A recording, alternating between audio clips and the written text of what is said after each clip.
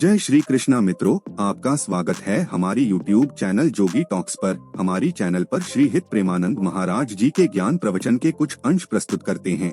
अगर आपको हमारा वीडियो पसंद है तो कृपया हमारी वीडियो को लाइक करें, शेयर करें और हमारी चैनल को अवश्य सब्सक्राइब करें। इस वीडियो में किसी ने श्री हित प्रेमानंद जी महाराज से पूछा है कि ना चाहने पर भी बहुत क्रोध आ जाता है, क्या करूं? पूज्य गुरुदेव जी ने इस प्रश्न का क्या उत्तर दिया, आइए जानते हैं। वैसे क्रोध आना तो स्वाभाविक हो सकता है, पर चुपचाप रहना अच्छी बात है। अगर आप उसे चुपचाप सह जाएं, उसकी चेष्टा ना होने दें, तो कुछ नहीं बिगाड़ पाएगा। पर क्रोध का लक्षण होता है चुपचाप नहीं रहने देता, वो फिर अपना प्रभाव दिखाता है। तो अगर क्रोध ही आता रहा तो फिर हृदय पवित्र कब कर पाएंगे? यही तो सब गंदे करते हैं, काम, क्रोध, लोभ, मोह, मद मत्सर। तो क्रोध तो तब आए जब हम अच्छे हों और सब लोग बुरे हों, तो बुरे के ऊपर क्रोध आता है ना। तो अगर लौट के देखो तो हम बुरे हैं, इसीलिए तो क्रोध आता है ना। तो फिर हमको सुधार करना चाहिए। बुरा जो देखन में चला, बुरा न मिलिया कोई, जो दिल खोजूं आपनो तो हमसे बुरा ना हो। आप देखो ईमानदारी से, बचपन से जब से याद है तब से अब तक, कि आपने सब काम सही ही किया है क्या, विचार करके? तो फिर हम दूसरे पर क्यों क्रोध करें?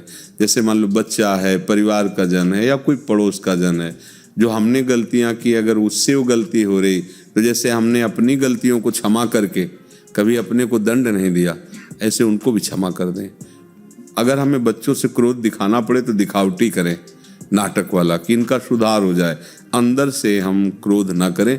अंदर से क्रोध करने पर फिर हमारा हृदय मलिन हो जाएगा, फिर हमारे अंदर द्वेष वृत्ति आ जाएगी। और भजन की तो बात जाने दो, फिर अगर हम संभाल ना पाए तो हिंसा आदि दोष हो जाते हैं।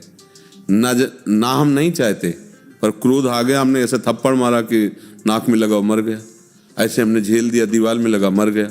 हिंसा आदि दोष भयानक पैदा हो जाते हैं क्रोध से, और पूज्य जनों का अपमान भी हो जाता है, अपराध भी बन जाता है। क्रोध से कभी किसी को लाभ आज तक मिला नहीं है। जब कभी किसी को लाभ मिला है तो क्षमा से मिला है, क्रोध से नहीं मिला। आप क्षमा करो, आप किसी पर गुस्सा मत करो। तो बोले अगर हम क्षमा करते रहेंगे तो बढ़ जाएगा और हमें सताएगा। नहीं, वो स्वतंत्र नहीं है, ईश्वर है ना, वो शासक है, वो सब पर शासन करता है। वो अपने आप ऐसी लाइन में पहुंच जाएगा, ठीक हो जाएगा। एक मुछ वाले ऐसे थे, बड़ी मुछ थी, तो एक बड़ा चंचल प्रकृति का नौयुवक था, वो उनकी बड़ी मजाक उड़ाता। वो बड़े बुद्धिमान थे, जहाँ वो निकलते था मुछाड़ा बैल से, और ऐसे मतलब उसको गलत शब्दों में से 2 रुपया दिया, कुछ खा लेना। ये तो अच्छी बात है, विरोध नहीं किया उसने। एक दिन किसी फोर्स का आदमी मुझसे रखा है, वहां से जा रहा तो बस उसे वैसे 4-6, अगली बार वो निकला 2 रुपया देते, कुछ नहीं बोला। वो ईश्वर भेज देगा, वो तो तुम चुप रहो। क्योंकि तुम अपनी वृत्ति क्यों बिगाड़ोगे? तुम परमार्थ में चलना चाहते हो, उसको ऐसा मिल जाएगा कि वो उसके पुरखा भी तृप्त हो जाएंगे। ये एक से एक देखो, अगर ऐसा ना हो तो जो संसार को मिटाना चाहते हैं वो लोग मिटा देना संसार को।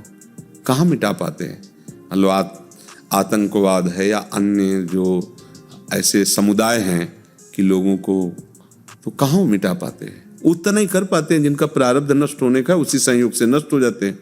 वह इसके आगे नहीं। ईश्वर है जो सब पर शासन किए। ये तो खा जाए ना, एक दूसरे को खा जाए, नष्ट कर दे, उतना ही जिसका प्रारब्ध है। जहां प्रारब्ध, देखो हजारों हिरन घूम रहा है, लेकिन जिस हिरन का भोजन निश्चित हो गया है शेर को, उसकी दृष्टि उसी पर जाएगी और वो हजारों को छोड़कर उसी के पीछे भागेगा, केवल उसी को, दूसरे को खरोच भी नहीं मार सकता। ऐसा विधान ईश्वर का सब कुछ है। हमको चाहिए कि हम उसके विधान में राजी रहें, गुस्सा ना करें। मान लो आपको कोई ऐसा प्रारब्ध आ रहा है, तो भी गेट के बाहर निकलते ही आपको कोई धक्का दे दे, कोई गाली, तो आप उसे सहो।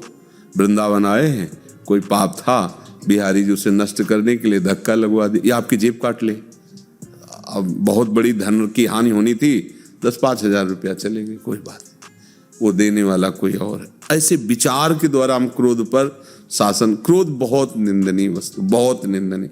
ये अगर अपना रूप धारण कर ले तो बहुत ही मतलब गंदा काम करा सकता है।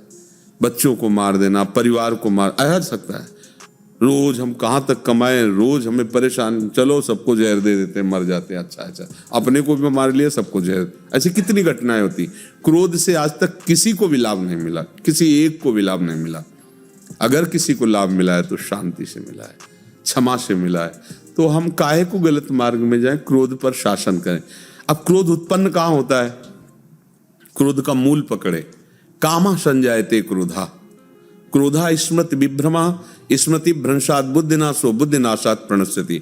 क्रोध का प्रादुर्भाव होता है कामना से। जब हम किसी से, हमारा पड़ोसी हमारा आदर करे, हमारे अनुकूल चले, हमारे घर वाले हमारे अनुकूल, जब हम कामना करते हैं वो हमारे अनुसार नहीं चलता, तब हमें उस पर गुस्सा आ जाता है। तो हमें सोचना है कि हमें भगवान ने दिया है कि जिसके प्रति जो कर्तव्य करना है हमें करना है, वो हमारे प्रति कैसा करता है वो जाने। हमारा कर्तव्य कैसा होना चाहिए पड़ोसी के प्रति, हमारा कर्तव्य कैसा होना चाहिए परिवार के प्रति। अगर हम इस बात को देखेंगे कभी गुस्सा नहीं आएगा।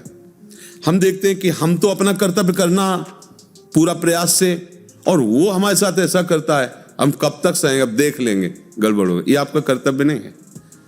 आप परमार्थ के पथिक हो, आप महान मार्ग के उपासक हो, इसलिए आपको सहना पड़ेगा, आपको ऐसा बनना पड़ेगा।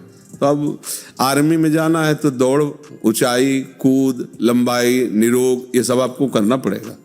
अगर नहीं तो बिगड़ बैठो। ऐसे परमार्थ में चलना है तो आपको क्षमा के द्वारा क्रोध पर विजय प्राप्त करनी होगी, निष्कामता के द्वारा काम पर विजय प्राप्त करनी होगी, भगवान नाम जपने के लोभ से धन पर विजय प्राप्त करनी होगी, प्रभु के चरणों में ममता अर्पित करके मोह पर विजय प्राप्त करनी होगी, प्रभु के चरणों में अहंकार समर्पित करके अहंकार पर विजय प्राप्त करनी। तब आप भगवान के दास कहलाओगे, तब आप परमानंद में डूबोगे। तो अगर हमें चलना है तो फिर हमें तो सहना पड़ेगा। आशा है कि आपको भी इस वीडियो से कुछ नया सीखने को मिला होगा। अगर आपको हमारा यह वीडियो पसंद है तो लाइक करें, शेयर करें, कमेंट करें और हमारी चैनल को अवश्य सब्सक्राइब करें। जय श्री कृष्णा, राधे राधे।